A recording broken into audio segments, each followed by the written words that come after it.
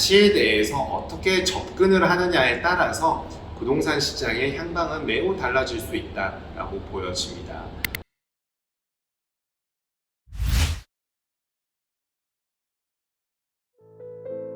안녕하세요. 부동산의 속성 저자 신얼입니다. 만나서 반갑습니다.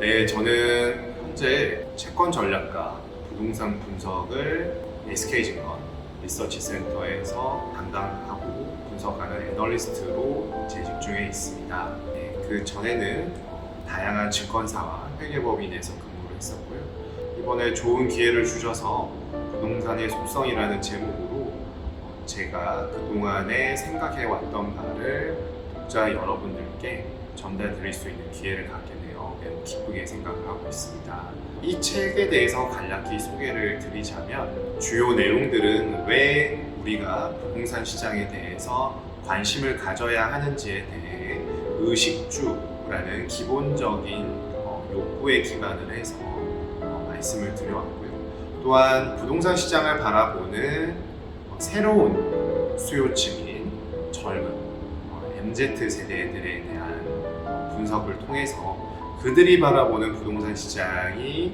다음과 같다라는 내용으로 분석을 해봤습니다.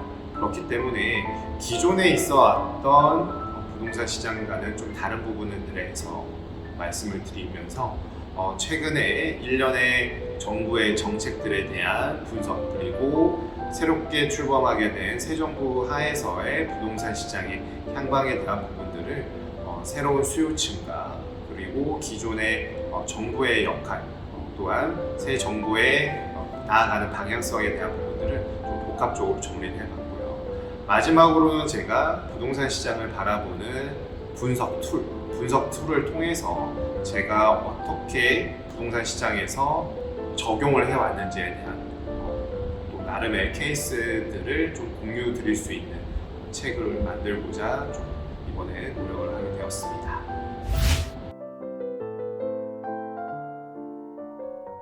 부동산의 속성을 쓰게 된 계기는 사실 업무에서 좀 비롯이 되었다라고 말씀드릴 수 있겠습니다.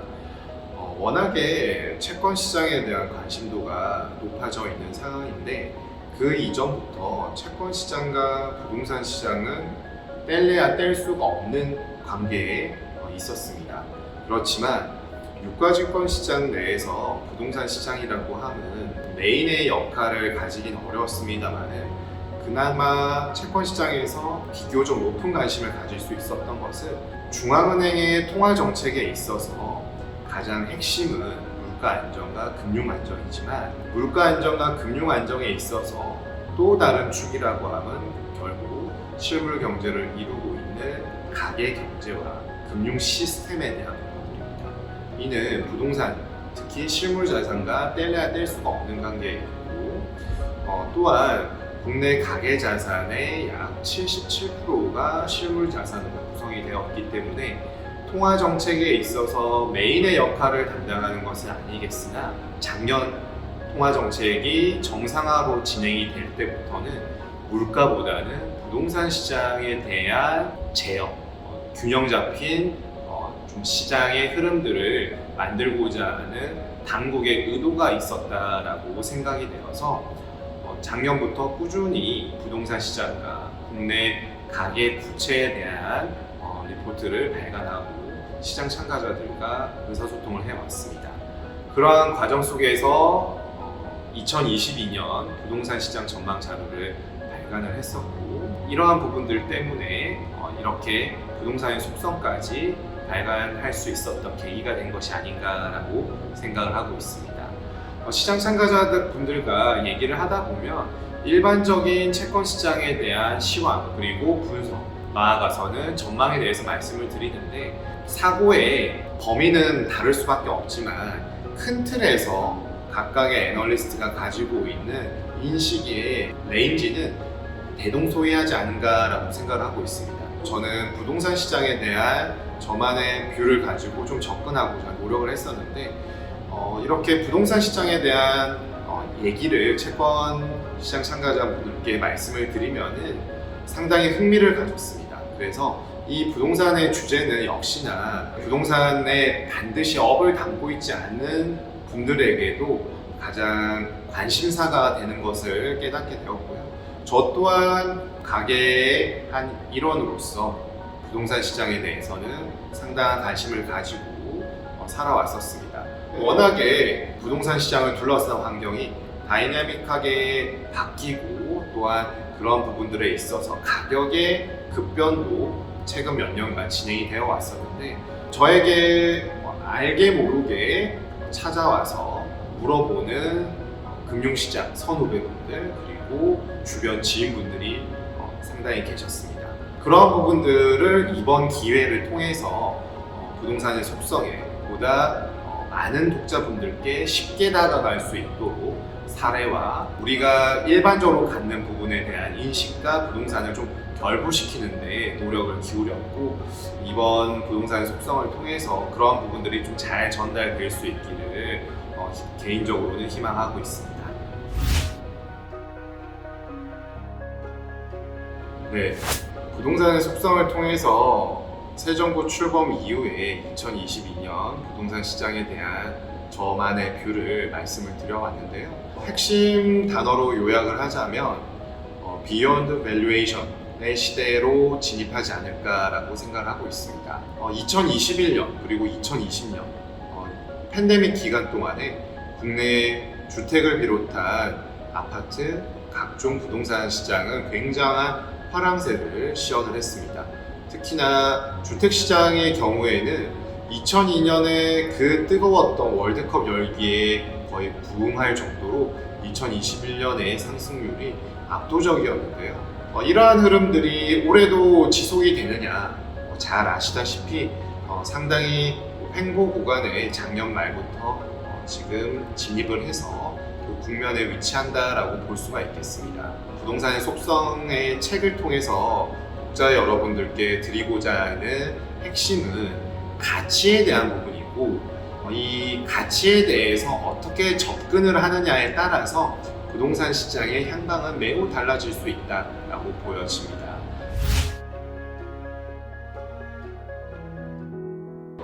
저는 그렇게 생각합니다. 모든 부동산 시장이 작년과 재작년에 굉장한 가격 상승세를 보였습니다.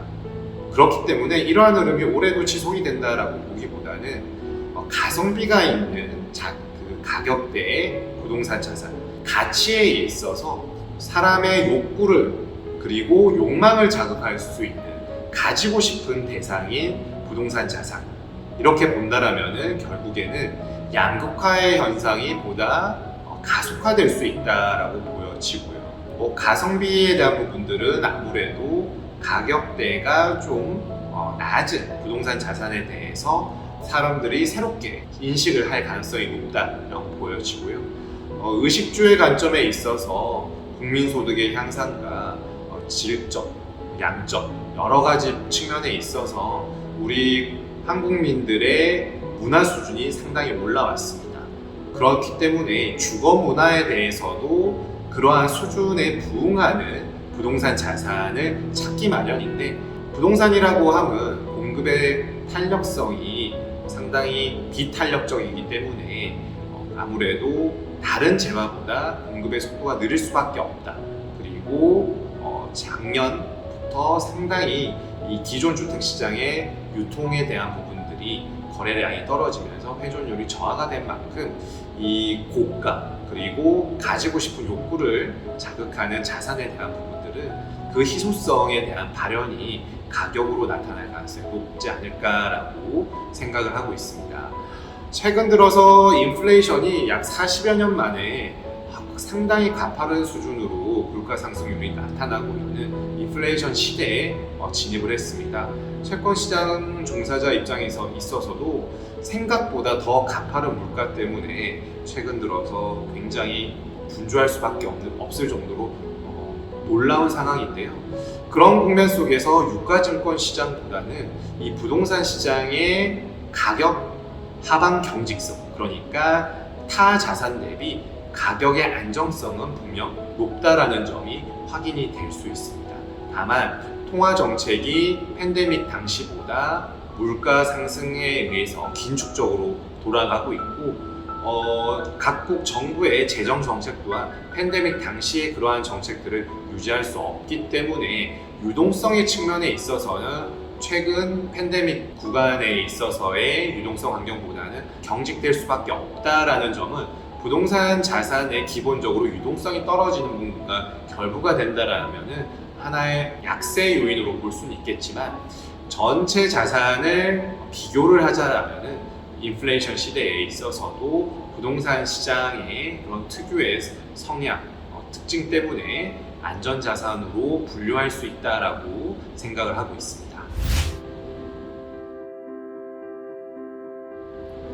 시장을 바라보는 관점은 각각 개인마다 상이할 수밖에 없습니다.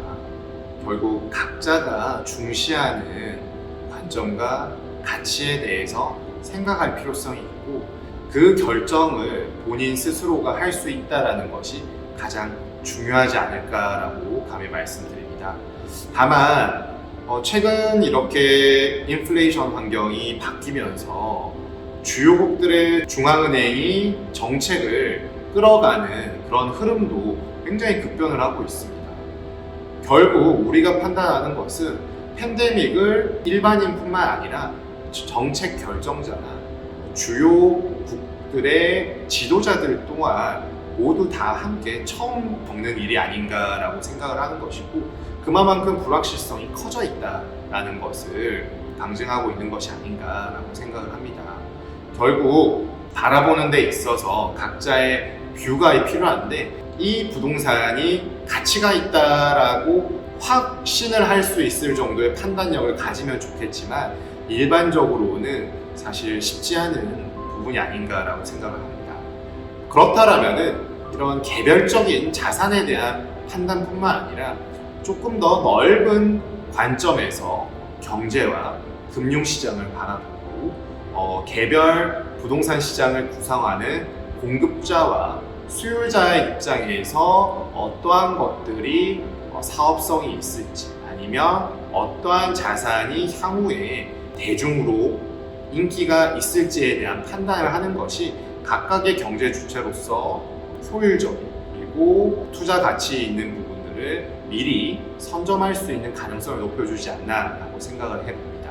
그렇기 때문에 조금 더 넓은 관점에서 이 세상을 바라보고 경제에 흘러가는 국면과 금융시장에서 경제에 대한 부분들을 사전적으로 예상해보는 것들을 그 흐름을 따라갈 수 있는 역량을 스스로가 키운다라면은 보다 안정적이고 우리 가족의 그런 경제적인 부분뿐만 아니라 심리적인 안정을 도모할 수 있는 경제적인 선택을 잘 이루어 가실 수 있다라고 생각을 하기 때문에 넓은 관점에서 바라보는 각자만의 시선, 시각을 가질 수 있기를 좀 권유드리는 것이고 이번 부동산의 속성을 통한다라면은 제가 그동안에 바라보았던 경제와 금융시장의 흐름과 향후의 전망, 최근에 부동산 시장을 둘러싼 수요자와 공급자의 그러한 모습들을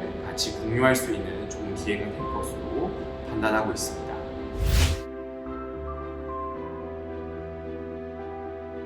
이번 부동산의 속성을 통해서 여러분들의 부동산에 대한 기존의 인식과 좀 다른 신선한 뷰를 제가 전달을 드릴 수 있다면 매우 영광스럽고 기쁘게 생각하겠습니다. 또한 그동안 금융시장에서 채권 전략 담당자로서 그리고 부동산 분석을 하는 애널리스트로서 바라보고 향후에 어떻게 흐름이 금리와 부동산 시장에 미칠지에 대해서 저만의 생각을 기술을 해두었고요. 특히 제가 드리고 싶은 말씀은 요즘 주변 동생들을 통해서 그분들의 고민을 접하다 보면 하고자 하는 의지는 충만하나 이렇게 최근 들어서 급등한 부동산 가격에 대한 부담감을 상당히 의사를 전달해 오고 있습니다. 저 또한 여러 어려운 순간순간들을 겪어오면서 아직은 상당히 부족하지만 젊은 MZ 세대들이 개인적인 질문들을 해오는데요. 그분들께 간략히 드렸었던 것들을 이번 책을 통해서 많은 MZ 세대 분들께 전달 드릴 수 있다라면 더더욱이 보람찬 제 하나의 인생의 한 챕터가 되지 않을까라고 생각을 하고요. 직간접적으로 좋은 제 경험담과 생각이 공유될 수 있기를 진심으로 기원하는 바입니다. 부동산의 속성 많은 관심 가져주시길 부탁드리고 찾아봐 주셔서 대단히 감사합니다. 또 좋은 기회 있을 때 직접 인사드릴 수 있으면 더욱더 좋겠습니다. 고맙습니다.